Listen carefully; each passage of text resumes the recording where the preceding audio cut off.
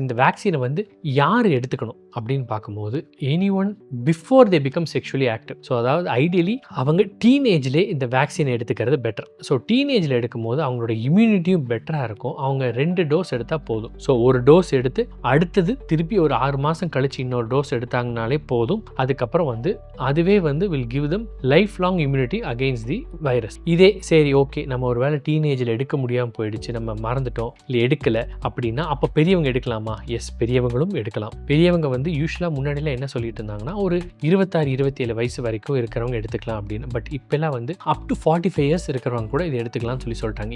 எதனால அப்படின்னா நம்ம முன்னாடியே நம்ம சொல்லியிருந்த மாதிரி வேக்சின் வந்து ஆல்ரெடி உடம்புக்குள்ள வந்த வைரஸை வந்து ட்ரீட் பண்ணுறதுக்கு ஹெல்ப் பண்ணாது. இப்போ நம்ம உடம்புக்குள்ள சே ஃபார் எக்ஸாம்பிள் HPV-16 அல்ல HPV-11 அந்த மாதிரி ஒரு ஸ்ட்ரெயின் தான் வந்திருக்குன்னா இந்த வேக்சின் எடுக்கிறதுனால இனி ஃபியூச்சரில் மற்ற ஸ்ட்ரெயினால் நம்ம இன்ஃபெக்ட் ஆகாமல் நம்மளால் வந்து தடுத்துட முடியும். ஸோ அதனால இந்த வேக்சினை வந்து எனி டைம் பிட்வீன் ஐடியலி எங்கர் ஏஜில் பண்ணிக்கிறது பெட்டர். ஈவன் அடல்ட் லைஃப்லையும் நம்ம இதை போடுறதுனால தப்பில்லை. அடல்ட் லைஃப்பில் போடும்போது 2 டோஸ் பத்தாது, 3 டோஸாக எடுக்க வேண்டியிருக்கும். ஸோ அவங்களுக்கு வந்து ஃபர்ஸ்ட் டோஸ் எடுத்து ஒரு 2 மந்த்ஸ் கழிச்சு செகண்ட் டோஸ், அதை எடுத்து திருப்பி 6 மந்த்ஸ் கழிச்சு தேர்ட் டோஸ், இந்த மாதிரி எடுத்தாலே அது வந்து போதுமானது.